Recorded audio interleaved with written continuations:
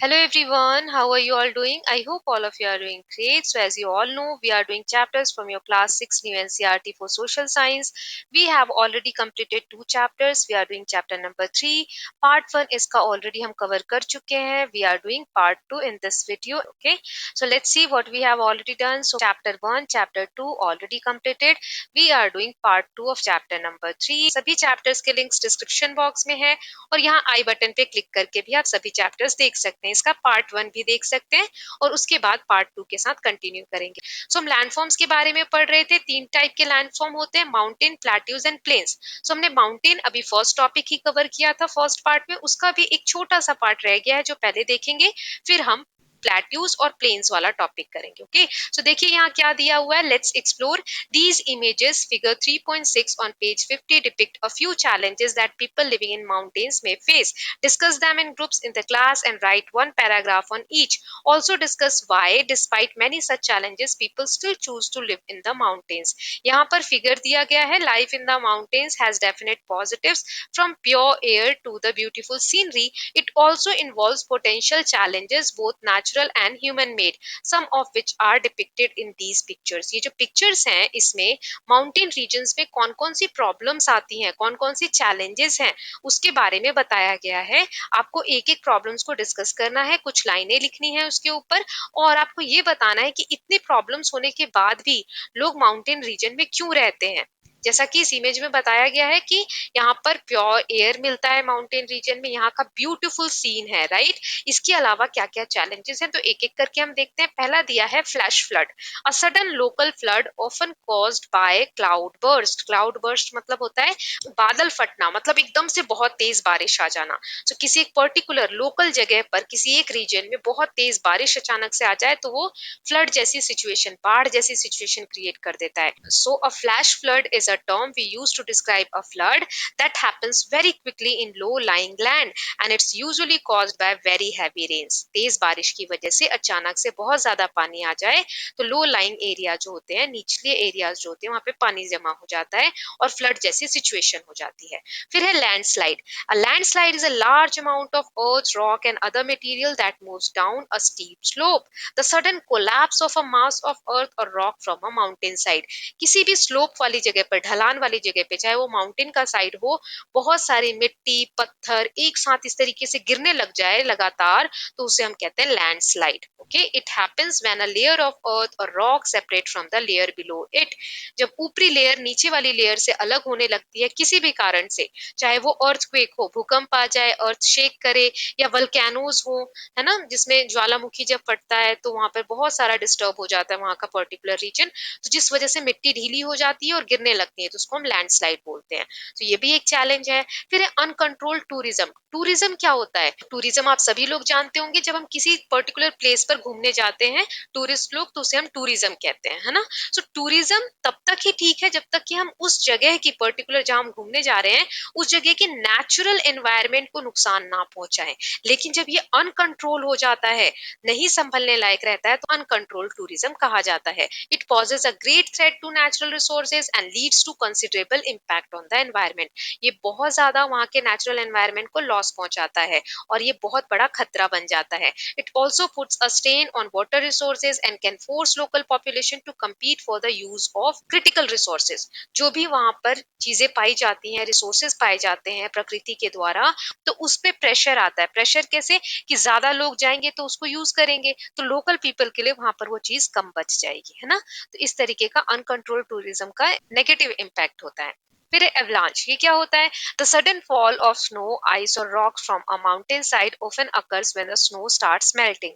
जब बर्फ गर्म मौसम होने की वजह से पिघलना शुरू कर देती है तो फिर क्या होता है, इस तरीके से सडनली, जैसे अभी हमने लैंडस्लाइड देखा था, तो इस तरीके से बर्फ गिरने लग जाती है ढलान पे, right. So an avalanche is a mass of snow, rock, ice and soil that tumbles down a mountain. लुढ़कने लगता है बर्फ, है ना। बर्फ ऐसे इस तरीके से लुढ़कने लगती है ऊपर से ढलान से। During an avalanche a mass of snow, rock, ice, soil and other material slide swiftly down a mountain side. बर्फ इस तरीके से पत्थर मिट्टी सबके साथ मिलकर गिरने लग जाए तो इसको हम कहते हैं avalanche. Then we are having heavy snowfall. Heavy snowfall जब बारिश के रूप में बहुत ज्यादा बर्फ गिरने लग जाए। So heavy snowfall are the rarest type and usually only happen during the frigid temperature. जब ठंडा मौसम हो बहुत ज्यादा और बर्फ गिरने लगे तो इसे हम कहते हैं heavy snowfall. Okay, they can be up to 4 inches deep and last for several days. बहुत ज्यादा इंचेस में इसको हम नाप सकते हैं, इतनी ज्यादा मोटी परत जम जाती है बर्फ की, ये कुछ दिनों तक रह सकती है। राइट नाउ क्लाउड बर्स्ट, अभी मैंने बताया a sudden violent rain storm, एकदम से अचानक से बहुत आंधी तूफान के साथ बारिश होने लग जाए और बहुत ज्यादा मात्रा में बारिश हो किसी एक पर्टिकुलर जगह पर तो उसको हम कहते हैं cloud burst. Cloud burst is a spontaneous and very heavy rainfall that is localised in nature over a short period of time. थोड़े से समय में किसी एक पर्टिकुलर लोकल जगह पर बहुत तेज बारिश होना। Now cold weather, cold weather मतलब ठंड का मौसम। So during the cold weather season cool dry winds blow, ठंडी और शुष्क हवा बहती है। The temperature are quite low, well below the average of a region. So उस एरिया का टेम्परेचर बहुत नीचे हो जाता है और जो एवरेज टेम्परेचर है उससे बहुत कम हो जाता है जिसकी वजह से ठंडा हो जाता है, तो उसे हम कहते हैं कोल्ड वेदर सीजन। तो ये सारे चैलेंजेस हम फेस कर सकते हैं माउंटेन रीजन में। फिर भी लोग क्यों रहते हैं माउंटेन रीजन में जब इतनी प्रॉब्लम्स है? तो इसके बहुत से कारण हो सकते हैं, जैसे कि वो उनका होमलैंड है, वहां उनका जन्म हुआ है, जो वहां के लोग हैं लोकल पीपल हैं उनका जन्म हुआ है, वो उनकी मातृभूमि है, तो वो उसको छोड़कर कैसे जाएंगे? वैसे तो माउंटेन रीजन बहुत पीसफुल एनवायरनमेंट होता है, बहुत सुंदर जगह होती है, तो उनको तो वो वैसे भी बहुत कुछ प्रोवाइड कर रही है, नेचुरल रिसोर्सेज बहुत सारे मिलते हैं हमें माउंटेनियस रीजन में, तो लोग क्यों जाएंगे वहां से? लेकिन जब प्रॉब्लम्स आने लगेंगी, इस तरीके से एनवायरनमेंट को डैमेज होगा, तो फिर पीपल वहां से मूव करना शुरू कर देंगे। और भी बहुत सारे रीजन है, तो इनमें से कुछ है। Now don't miss out, many traditional communities around the world consider mountains to be sacred places and worship them. Sacred places मतलब होता है पूजनीय जगह, जैसे पूजा स्थल। तो बहुत सारी जो कम्युनिटीज हैं, लोग हैं, समूह हैं, वो माउंटेन्स को बहुत पूजनीय मानते हैं और उनकी पूजा करते हैं, worship them. Mount Everest, the highest mountain in the world at 8849 metre, has many names. ऐसे ही जो माउंट एवरेस्ट है जिसकी हाइट 8849 मीटर्स है, वो सबसे ऊंचा माउंटेन है और उसके बहुत सारे नाम हैं। तिब्बतन कॉल्स इट क्यूमोगमा, ये स्पेलिंग है CHOMOLUNGMA, इसे हम पढ़ते हैं क्यूमोगमा। तिब्बतन लोग इसको क्यूमोगमा कहते हैं माउंट एवरेस्ट को, which means mother goddess of the world. इसका मतलब है पूरी दुनिया की देवी माता। ठीक है, and worship the mountain as such, और इसी तरीके से वो माउंट एवरेस्ट की पूजा करते हैं। Nepalese call it Sagarmatha which means goddess of the sky. Nepali इसे सगरमथा बोलते हैं जिसका मतलब है आसमान की देवी। Similarly, Mount Kailash in Tibet is held sacred by followers of Hinduism, Buddhism, Jainism and Bon. So जो माउंट कैलाश है, कैलाश पर्वत है, वो बहुत सारे धर्म के लोगों के लिए बहुत सैक्रेड यानी पवित्र स्थान है। हिंदू धर्म के लोगों के लिए, बुद्धिस्ट के लिए, जैनिज्म के लिए और बौन धर्म के लिए। बौन क्या है? एक तिब्बत का पुराना रिलीजन है। Such reverence for mountain summit is also found elsewhere in India as well as in other parts of the world. Mountain की इतनी रिस्पेक्ट, माउंटेन के लिए इतना प्यार, ये सब हमें इंडिया के और भी जगह पर देखने को मिलता है और वर्ल्ड में भी बहुत जगह पर देखने को मिलता है। ओके, तो यहाँ तक हमने माउंटेन वाला टॉपिक कवर कर लिया। हम 3 लैंडफॉर्म्स पढ़ने वाले हैं, सभी वीडियोस डिस्क्रिप्शन बॉक्स में है, आप जाकर देख सकते हैं। ओके, चलिए अब हम नेक्स्ट टॉपिक प्लेट्यू शुरू करते हैं। माउंटेन के बारे में हमने देखा था कि ये कोनिकल पीक्स होते हैं, हाइट इनकी ज्यादा होती है। प्लेट्यूज क्या होते हैं? सो a plateau is a landform that rises up from the surrounding land and has a more or less flat surface. Some of its sides are often steep slopes. So, plateau की जो sides होती हैं वो steep होती हैं, आप देख सकते हैं। सराउंडिंग एरिया से ये उठा हुआ रहता है, लेकिन ऊपर से ये लगभग फ्लैट रहता है। Like mountains, plateaus can be young or old in terms of earth history. जैसे हमने माउंटेन के बारे में देखा कि माउंटेन्स यंग भी हो सकते हैं और ओल्ड भी हो सकते हैं, ऐसे ही प्लेट्यू भी। इनका क्रिएशन कब हुआ है अर्थ की हिस्ट्री में, इस पे डिपेंड करता है। Two examples of plateaus are the Tibetan plateau, the largest and highest plateau in the world, and the Deccan plateau. The height of the plateau can vary from a few hundred metres to several thousand metres. So दो important plateau के यहाँ example दिए हुए हैं Tibetan plateau, ये दुनिया का सबसे ऊंचा प्लेट्यू है, और फिर डेक्कन प्लेट्यू इंडिया के सदर्न पार्ट में आता है। और ये जो प्लेट्यू की हाइट है वो कुछ 100 मीटर से लेके 1000 मीटर्स तक हो सकती है। Like mountains, plateaus are rich in mineral deposit, they have been called store house of minerals. बहुत सारे मिनरल्स, खनिज हमें प्लेट्यूज में मिलते हैं, इसीलिए हम इसे प्लेट्यू को क्या बोलते हैं, store house of minerals, minerals का store house. As a result, mining is a major activities on plateau where many of the world's largest mines are found. So यहाँ पर खदानें होती हैं, बहुत सारी खानें होती हैं जहाँ से मिनरल्स को डिग किया जाता है। For example, the East African Plateau is famous for gold and diamond mining. In India, huge reserves of iron, coal and manganese are found in Chota Nagpur Plateau. बहुत सारे ऐसे प्लेट्यूज के एग्जाम्पल हमें दिए हुए, जैसे अफ्रीकन, ईस्ट अफ्रीकन प्लेट्यू जो है वहां पर गोल्ड की खदान है, गोल्ड और डायमंड की माइनिंग होती है।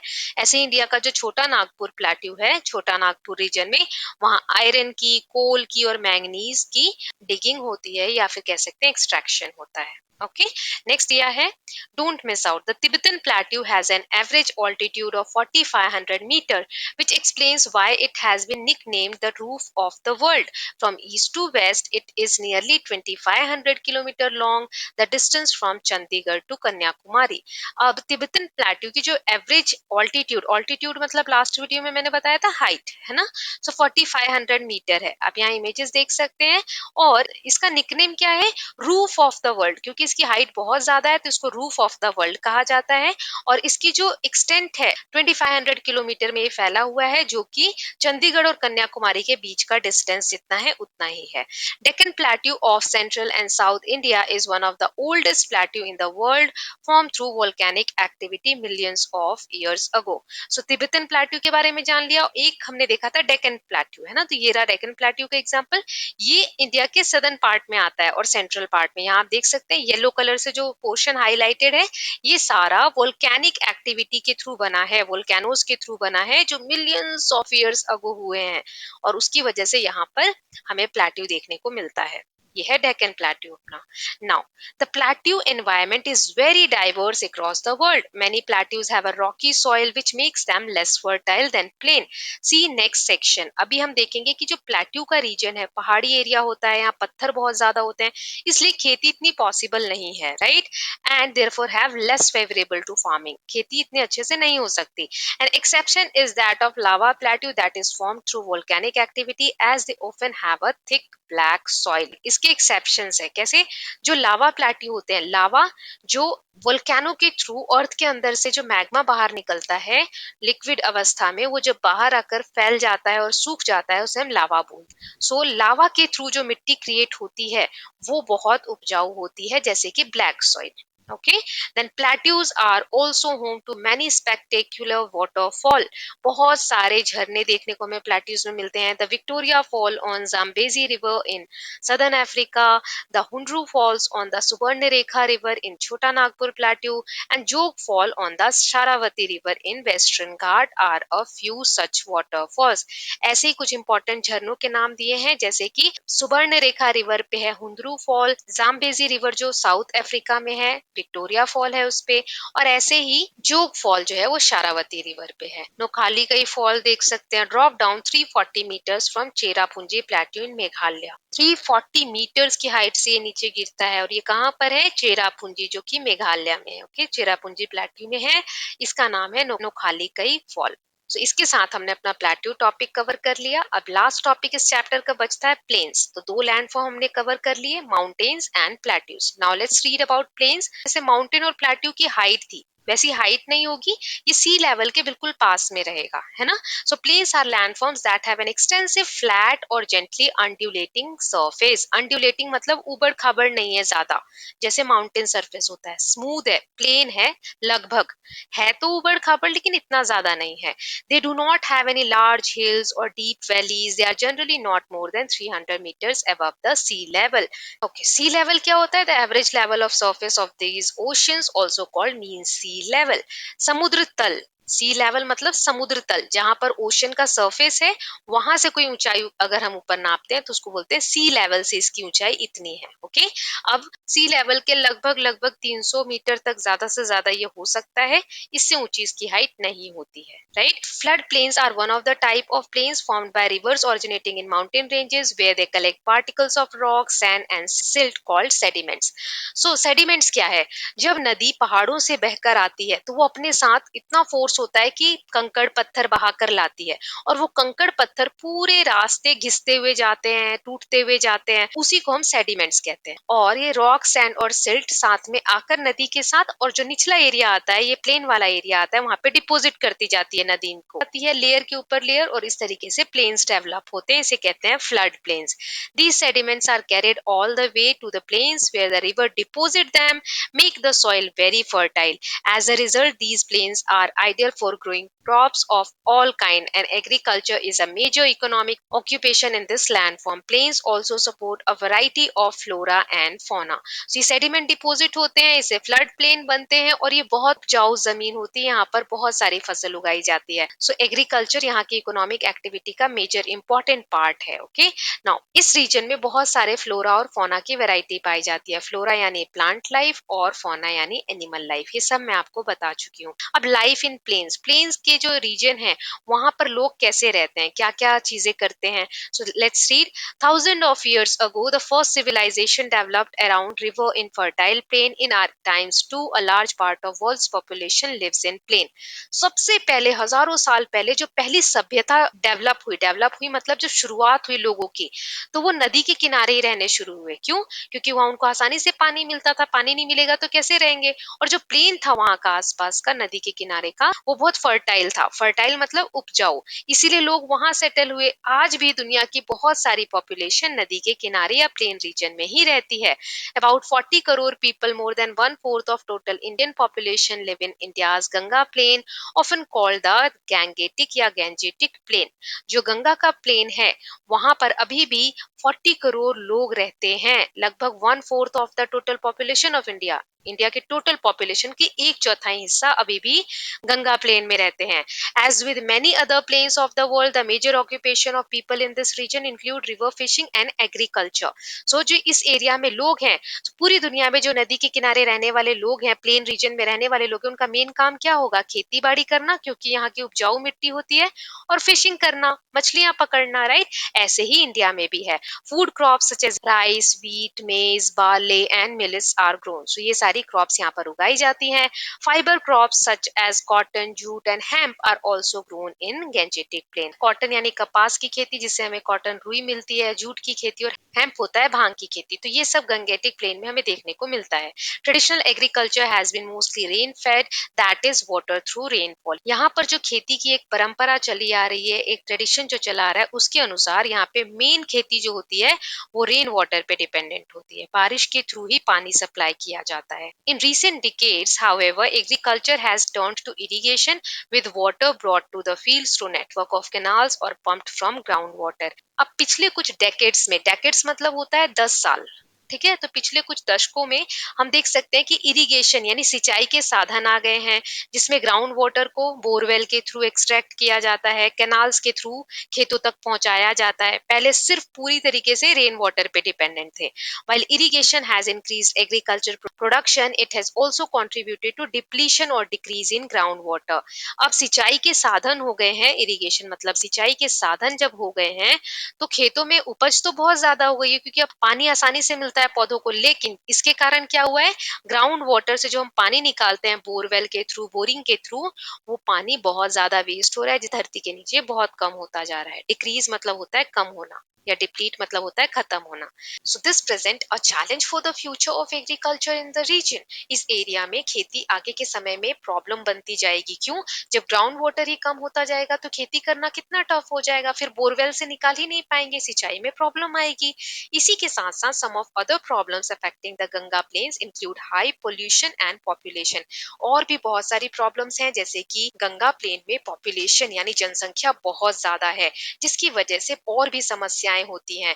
कम जमीन है, खाने वाले ज्यादा हैं, तो गरीबी की समस्या देखने को मिलती है, जिसकी वजह से लोग अपने गाँव को छोड़कर दूसरी जगह नौकरी के लिए जाते हैं, जॉब्स के लिए जाते हैं। सो माइग्रेशन का इश्यू भी हमें देखने को मिलता है, राइट? सो ऐसी बहुत सी प्रॉब्लम्स है जिसके बारे में आप आगे जानेंगे। अभी के लिए पॉपुलेशन बहुत ज्यादा है गंगा प्लेन में, और इतने लोग हैं तो गाड़ियां भी ज्यादा यूज होंगी, तो इसकी वजह से पॉल्यूशन भी बहुत ज्यादा हो रहा है।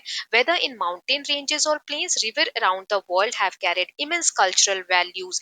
पूरी दुनिया में, चाहे वो माउंटेन रीजन हो या प्लेन रीजन हो, नदियों को एक बहुत सम्मान की दृष्टि से देखा जाता है, और ये हमारे कल्चर का एक बहुत इंपॉर्टेंट पार्ट होती हैं नदियां। In particular many communities have considered a river source and its confluence with one और two other river to be sacred. इसी के साथ साथ नदियों का सोर्स यानी रिवर सोर्स मतलब जहां से नदी का उद्गम हो रहा है, जहां से नदी की शुरुआत हो रही है, एंड कन्फ्लुएंस मतलब जहां दो या उससे ज्यादा नदियां आकर मिल रही हैं। सो जहां से नदी शुरू हो रही है या जहां पर नदियां मिल रही हैं, ये जो जगह है इन्हें बहुत पवित्र माना जाता है। सेक्रेड यानी पवित्र माना जाता है। In India numerous festival, ceremonies and rituals are conducted at such locations. India में बहुत सारे फेस्टिवल, सेरेमनीज और रीति रिवाज ऐसे हैं जो हम इन नदियों के किनारे, जहाँ पे इनका उद्गम स्थल है, ओरिजिन है, सोर्स है, या फिर कन्फ्लुएंस जहाँ पे इनका संगम हो रहा है, वहां पर मनाते हैं। आपको कमेंट सेक्शन में बताना है ऐसा ही एक फेस्टिवल या सेरेमनी जो हम मनाते हैं हर 12 वर्षों में, वो हम इंडिया में सेलिब्रेट करते हैं। आपको बताना है मैं किस फेस्टिवल या सेरेमनी की बात कर रही हूँ, राइट? देखते हैं कितने लोग आंसर करते हैं। I will wait for your comment. Then, because plains have a gentle slope, river navigation is easy and supports a lot of economic activities. Mountain region की तरह प्लेन्स जो है इतने ऊंचे नीचे नहीं होते हैं, यहाँ पर जेंटल स्लोप है, यहाँ की जो ढलान है बहुत कम है। सो यहाँ पर ये जो नदियां हैं बहुत सारी इकोनॉमिक एक्टिविटीज को सपोर्ट करती हैं। इकोनॉमिक एक्टिविटीज मतलब हम अपने जीने के लिए जो काम करते हैं और पैसे कमाते हैं, उन काम को हम कहते हैं इकोनॉमिक एक्टिविटीज। एक इकोनॉमिक एक्टिविटी तो आप यहाँ इमेज में ही देख सकते हैं, जैसे नाव चला रहे हैं लोग, राइट? इससे भी तो वो नाव चलाने वाले कुछ पैसे कमा रहे हैं, और जो भी व्यापारी होंगे वो एक जगह से सामान खरीद कर दूसरे जगह बेच सकते हैं। सो ये सब बहुत सारे संसाधन है जो हमें रिवर्स के थ्रू मिलते हैं। In earlier days, people also used river extensively to travel from one place to another.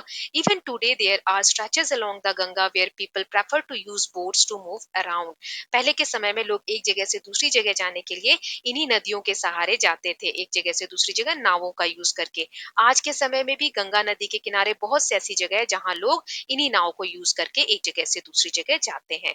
फिर है let's explore the picture in figure 3.9 has been taken from a satellite. It captures a portion of North India from a high altitude. Observe and discuss the image as a class activity. ये जो image दी गई है ये बहुत ऊंची satellite से ली गई है, ऑल्टीट्यूड यानी हाइट से ली गई है, राइट?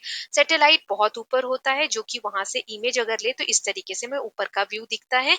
ये क्या दिख रहा है? तो ये नॉर्थ इंडिया का एक पार्ट है, राइट? इसमें क्या आप देख पा रहे हैं वो आपको बताना है। So which colour is the Ganga plain? Ganga plain किस कलर की है? सो ये जो ब्राउनिश और ग्रीन कलर का जो पैच दिख रहा है ये गंगा प्लेन है। What does the white expanse represent? ये व्हाइट कलर का क्या दिख रहा है आपको? So yes, it is representing river water, ये नदी का पानी है।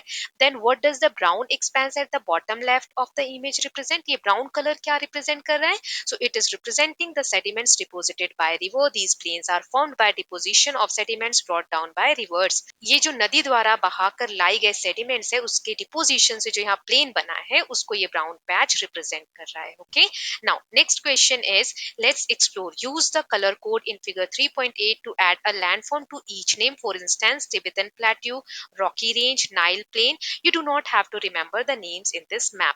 ये जो मैप आपको दिया गया है यहाँ पर कुछ प्लेन्स, प्लेट्यूज और माउंटेन्स के नेम दिए गए हैं, हमें उनके नाम के आगे ऐड करना है कि ये प्लेट्यू है कि प्लेन है कि रेंज है। रेंज यानी माउंटेन की चेन है ना, जैसे यहाँ दिया है Tibetan plateau, Rocky range, Nile river के अलोंग क्या होगा? नाइल प्लेन रीजन होगा, है ना? तो ऐसे ही नाम देने हैं। तो सबसे पहले हम प्लेट्यू वाले रीजन दे देते हैं, Tibetan plateau, Mongolian plateau, East African plateau, right? फिर रिवर प्लेन्स कौन कौन से हैं? Mississippi river plain, then Amazon plain, then Patagonian plain, then Nile plain, then Ganga Brahmaputra plains in India, then Yangtze river है चाइना में, Yangtze plain, and Indus plain. Okay, Indus river के along Indus plain. फिर है माउंटेन रेंजेस कौन कौन सी हैं? So Rocky range, Alaska range, Andes range, Atlas range, Ural range, Himalayan range. तो ये इस तरीके से हमने माउंटेन, प्लेट्यू और रिवर प्लेन्स के नाम दिए। अब नेक्स्ट है, let's explore. Can you give example of river sources और confluence from your region that are regarded sacred by any community? क्या आप अपने रीजन के किसी रिवर का सोर्स जहां से वो शुरू हुई है या फिर कॉन्फ्लुएंस जहां पर दो नदियां आकर मिली हैं या उससे ज्यादा नदियां, क्या बता सकते हैं जो वहां के लोगों के लिए पूजनीय हो? तो ऐसा एक एग्जांपल मैं दे रही हूँ, बाकी आपके एरिया का कौन सा है वो आपको पता करके लिखना है। जैसे the Narmada river rises in Amarkantak hills in Madhya Pradesh. Narmada river का सोर्स क्या है, कहाँ से शुरू हो रही है? वो अमरकंटक की पहाड़ियों से जो मध्य प्रदेश में है।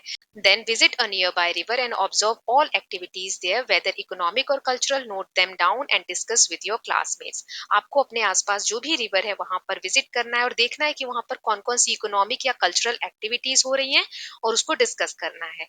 फॉर एग्जाम्पल आप देखेंगे बहुत सारे पिलग्रिम्स या तीर्थ यात्रा पर जो लोग जाते हैं वो वहां विजिट करने आते हैं, राइट। यहाँ पर आप देखेंगे बोटिंग हो रही है, बोट रेस हो रही है, बोटिंग हो रही है। सो इससे भी लोग अर्न करते हैं। आसपास स्टॉल्स लगे होंगे जहां से लोग खाने की चीज खरीद रहे होंगे, पूजा की चीज खरीद रहे होंगे, राइट। सो ये सब इकोनॉमिक एक्टिविटी और कल्चरल एक्टिविटी आपको देखने को मिलेंगी नदी के किनारे। जो भी आपको दिखे वो बताना है। Name some popular tourist destination in India and identify the category of landform they are associated with.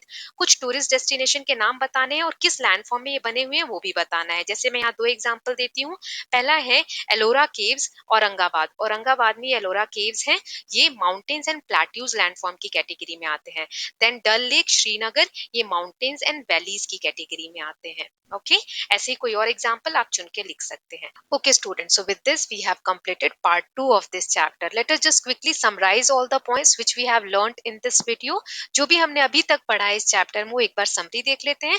बाकी का बचा हुआ चैप्टर और उसकी एक्सरसाइज जो भी बच गया है सब हम नेक्स्ट पार्ट, जो एक छोटा सा पार्ट आएगा उसमें कवर कर लेंगे। So let's see the summary. The surface of earth is not the same everywhere. Earth का जो सर्फेस है हर जगह पर सेम नहीं है। इसके अलग अलग टाइप्स के लैंडफॉर्म है। Mountains, plateaus and plains are different landforms of the earth. ये तीन टाइप के लैंडफॉर्म्स हमने पढ़े, mountains, plateaus and plains. A mountain is a natural elevation of the earth surface। और surface पे एक natural elevation होता है जिसको हम mountain कहते हैं। Now, a plateau is an elevated flat land. It is a flat topped table and land standing above the surrounding area. A plateau may have one or more sides with steep slopes। Plateau हमने देखा था अपने surrounding area से ऊंचा रहता है और इसका जो टॉप है वो फ्लैट रहता है, इसीलिए हम इसे टेबल लैंड भी कहते हैं। फिर Deccan plateau is one of the oldest plateau. ये हमने देखा था कि जो डेक्कन प्लेट्यू है इंडिया के साउथ पार्ट में, जो मैंने मैप में येलो कलर से दिखाया था, वो ओल्डेस्ट प्लेट्यू है वर्ल्ड का।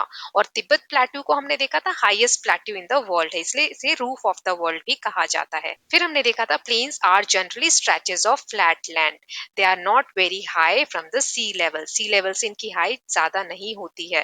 Planes are generally thickly populated region of the world. यहाँ पर पॉपुलेशन बहुत ज्यादा होती है प्लेन रीजन में। Human habitation is found on different kinds of landform but population varies on these landform. हर हैबिटेशन में हमने देखा कि ह्यूमन पॉपुलेशन पाई जाती है, लेकिन पॉपुलेशन जो है, जनसंख्या जो है, वो हर लैंडफॉर्म में अलग अलग होती है। जैसे mountains are generally not thickly populated but plains are region where the thick population is found.